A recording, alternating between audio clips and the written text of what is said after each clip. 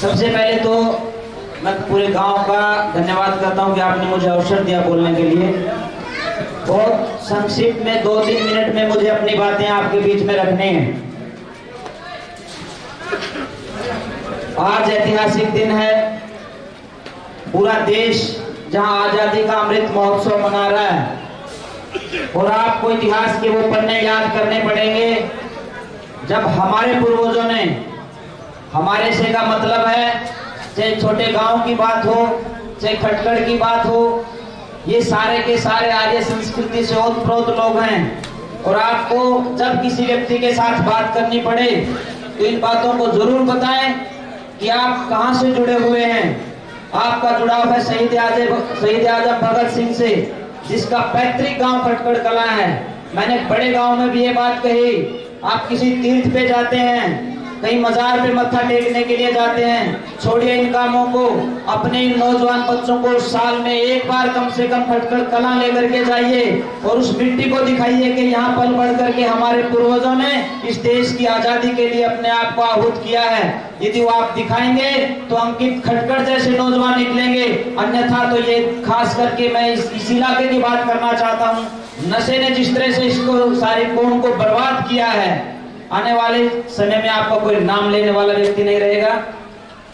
सावधानी के साथ अपने बच्चों को संस्कार देने की आवश्यकता है और कितने बुजुर्ग हैं वो इस बात को गहराई से, गंभीरता के साथ महसूस कर सकते हैं कि छोटे से नौजवान बच्चे को यदि आपने काम कह दिया, पीने के लिए पानी आप उनसे मांगते हैं तो वो आंख दिखाते हैं। और उसका सिर्फ और सिर्फ एक कारण है कि आप उन बच्चों को संस्कारित नहीं कर रहे, आप उनको समय नहीं दे रहे। आप समय दे रहे हैं ताश खेलने में या दूसरे कामों में, और उसका दुष्परिणाम है कि वो कहीं ना कहीं गलत संस्कारों में पड़ता है, नशे की गिरफ्त में आ जाता है और वो बच्चा भटक जाता है। आज अंकित खटकड़ ने जो काम किया है, मैं चाहता था कि इसकी माँ जब सामने बैठी होगी, भले ही उसने अपने मुंह को घूंघट से ढका होगा, लेकिन उस महान माँ को मैं कहना चाहता हूँ, धन्य है उसकी कोख जिसने अंकित खटकड़ को जन्म दिया और आज पूरे देश के अंदर नहीं पूरी दुनिया में तहलका मचा करके दिखाया।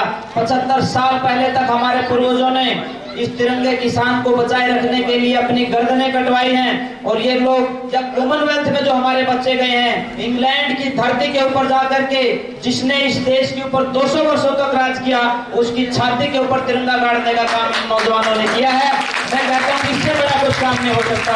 खेड़ा खाप के प्रधान जी बैठे हुए हैं यहाँ पे, सतबीर पहलवान जी, आपको भी कहना चाहता हूँ, गाँव लोगों आपको भी कहना चाहता हूँ, खेड़ा खाप में या खटकड़ गोत्र में एकमात्र ऐसा नौजवान अभी तक पैदा हुआ है जिसने वर्ल्ड चैंपियनशिप में गोल्ड मेडल जीतने का काम किया है। ये छोटा काम नहीं है। मेरा मस्तक झुकता है नौजवानों के सामने। सुधीर खटकड़ जी सामने बैठे हैं, भारत की कबड्डी टीम के मैनेजर है, छोटी बात नहीं है। जगबीर सिंह जोगड़ जी बैठे हुए, जिनको देख करके हमारे जैसे लाखों नौजवान प्रेरणा लेते थे और कबड्डी के ग्राउंड में आते थे। भाई सतीश खटकड़ यहाँ बैठे हुए हैं जो भारतीय कबड्डी टीम के वाइस कैप्टन हैं। भाई प्रदीप जी यहाँ कहीं पीछे बैठे हुए थे, मैंने देखा पूरा देश जिनके ऊपर गर्व करता है, जो इनके कोच हैं। भाई अजय जी और सुधीर जी का मैंने कहा, ये वो लोग हैं जो पूरे देश में आज इस खटकड़ के कुल को जो है बहुत सबके सामने एक विशेष तौर के ऊपर लेकर के आए। आपके पास धरोहर बहुत है। और सतबीर जी ने एक बात कही कि हमारे ये नौजवान आज पैदा होने लगे, आज नहीं है। इस खटकड़ गोत्र के खून में क्रांति है।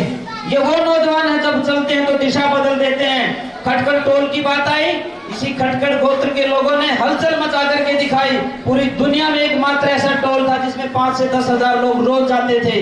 अब आप मेडल की तरफ चल पड़े हैं, तो आने वाले समय में मैंने उनको पहले कहा, अगले 8 साल लगभग 9 साल में 3 बार आपका जो है ओलंपिक का चांस आपको आएगा। अभी 17 साल की उम्र है, 25-26 साल की उम्र तक आप खेल सकते हैं।